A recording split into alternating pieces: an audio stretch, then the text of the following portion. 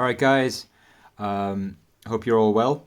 Got a bit of a different setup in the back just to show a new case that I've bought recently. It's basically a PSA holder because obviously there's been a lot of returns that I've been getting recently, so I need to have somewhere to put them all.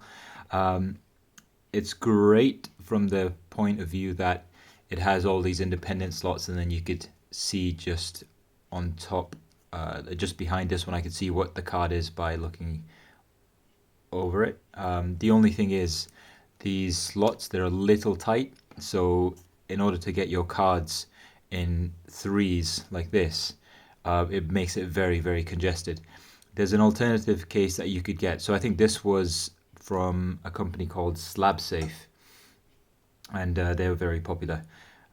But there is another alternative one you could get. Instead of having these PSA slots in each of these columns, you just have an opening to place your PSA cards or BGS cards or CGC cards. Now the thing with this is you're limited to just PSA because of the size of these openings, and the fact that if you want to get these PSA sleeves on top of them, on top of the cards, then it makes it even harder to get them into the actual case. So yeah, these are the sleeves. So if I were to buy a case, it would actually be the one with the open just compartment where I could just stack all my PSA, BGS, CGC, so I don't have to limit this case to just PSA. The downside to that is obviously you can't see behind the card to see what the next card is, so you kind of have to flick through them. But I think that's it's a risk worth taking. It's more of a it's definitely more convenient than this. But yeah, anyway, it's been working okay so far, and I've got a few more PSA returns, so it will definitely get full. But yeah, for now, it's fine, but in the future I may have to get a larger case with the larger compartments.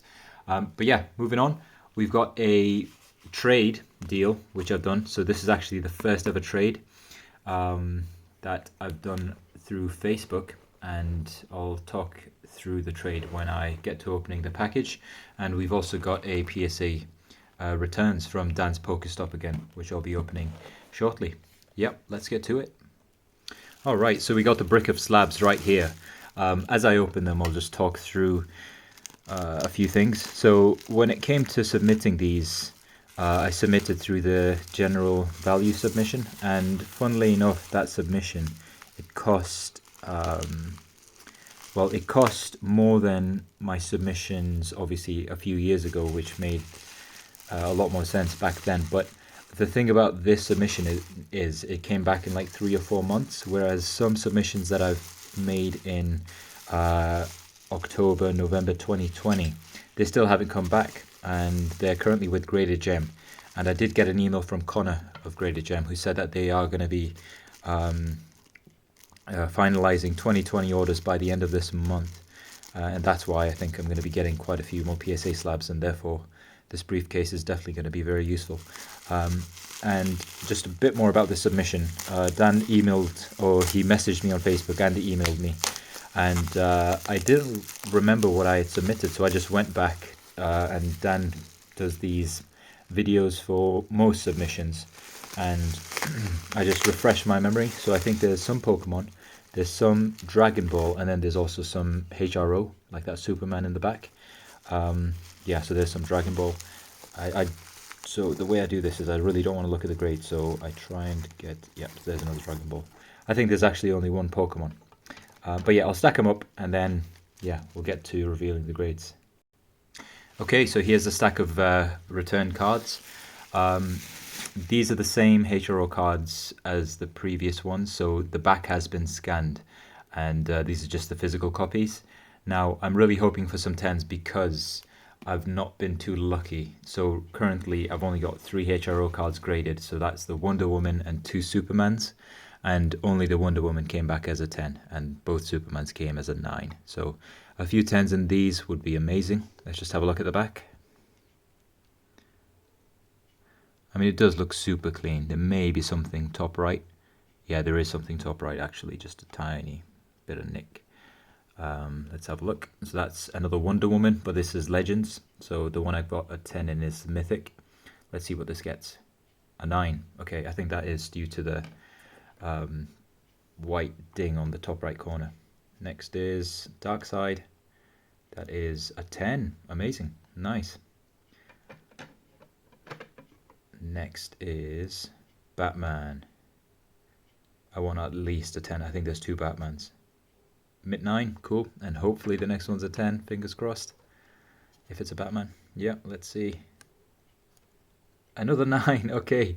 So I've got 2 9 Supermans and 2 9 Batmans. I've not got a single 10 in either of those. Next is... Oh, wow. I forgot about this. This is another Mythic Wonder Woman. And by the way things are looking, this might be another 9. But I really hope it's a 10. I mean, that looks so clean. Obviously, all of this is just dust on the outside. Is that something on the card? There's like a bit of a white flaking there. I hope that's not on the card, because that's definitely going to reduce the grade. Anyway, let's see what this gets. It is a 10. Amazing. Another gem mint 10. And another Wonder Woman. This is definitely a lower mint than the last one I got in a 10. Great. Next is Dragonball. So that's all the HRO out of the way. Final Flash. So these are all going to be from the Collector's Selection Volume 1. I've submitted a few of these in Beckett as well. Unfortunately, I didn't do too well on the Beckett, so let's hope PSA is better. A 10. Beautiful. Next is Goku's Kamehameha. The reason why the Beckett didn't come back as great grades was just because I think a lot of the centering was off. And Beckett is a lot harsher in terms of centering. These cards are beautiful. And I've got a few more of these folders which I can potentially send off, but I don't know if I want to risk it. Let's see. Another 10. Beautiful. And okay, again from the Collector Selection Volume 1. A 10. Dragon Ball cards they're just so clean, so it's hard not to get the 10. And some of these, they just look amazing. The way the actual texture hits the light, and then it kind of has an embossed feel to it, and all the colors. It's got like a silvering to the actual texture. So yeah, definitely pops. Let's see what this gets. Another 10. Wow. Okay, I could not have asked for a better DBS submission. That's 4 for 4. 4 for 4. Last card but not least is a Pokemon card. It is pretty clean. There's a nick top left. Top right has a bit of whitening. Both bottom left and bottom right. So I'm going to guess probably a PSA 8. The edges look relatively clean. Centering, it's not terrible, but PSA is really pretty lenient on that. It's a Regice EX. Now, if I remember correctly, the front is very clean, but because of the back, I'm guessing an 8. Let's see. Yeah, 8. As expected. But yeah, still okay. Still kind of happy with that. Cool. Okay. And now moving on to a trade that I've done. And this is technically the first ever trade I've done. I did it through Facebook. And the reason why I went ahead with it was because usually I don't like doing trades, but in this instance, the other party, the guy that I traded with, he was very, very careful, and you can sometimes tell when somebody's obviously in it for trying to rip you off, or then if somebody's gonna keep their word. And this guy, he had a lot of references as well that he could provide. So I decided to send my cards first.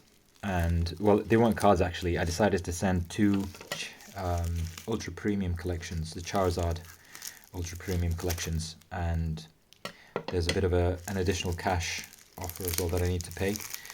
But what I got in return, I've been looking at these for quite some time, and I've been wanting to just add them to my collection. So let's see. I'm most likely gonna grade these as well, just so. I feel like graded cards are easier to manage, and I don't like holding raw cards just because there's that risk of them getting damaged or getting any kind of just lost, to be honest. It's easier to manage graded cards. So, okay, whoa, a bit slippery there, but okay, so the top of the top loaders haven't been taped, but it looks like, yeah, it looks like he's put the sleeves opposite way around. So if I think that's what he's done.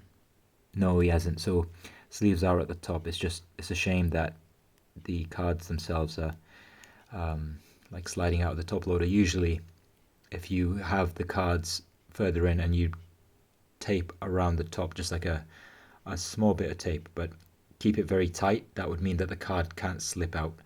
But yeah, I'll just give it a few taps. That should push it back down. Yeah, that's good enough. I'll transfer these into top loaders. Yeah, so not top loaders, sorry, semi-rigids. So we got a 25th anniversary celebrations Venusaur, and let me just tap this one as well. Got a 25th anniversary celebrations Blastoise, both Japanese, and I'm guessing you can see where this is going. I've got a 25th anniversary gold Mew, and last but not least, got to be pretty careful. Just tap it. Last but not least is the Charizard. Let's just have a look at the conditions. So the Charizard looks good. Back, yeah, very clean.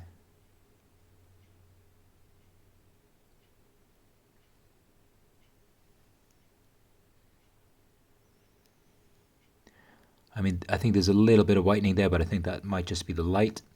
But no, aside from that, it looks very clean. I'm happy with the trade. I've been wanting these for a while. So, yeah. I'll be sending them off later this month, end of November, again, through Dan's Pokestop. But yeah, thank you very much for watching. And let's just look at this Venusaur, last but not least. Yeah, they're very clean. I mean, Japanese cards usually are. They're just extremely clean. There is a little bit of whitening along the top, which is a bit of a shame. It may be because of the, let me zoom in. It may be because of the way they were positioned in the top loaders, because they weren't taped. But anyway, yeah, thank you very much for watching. Take care. Bye-bye.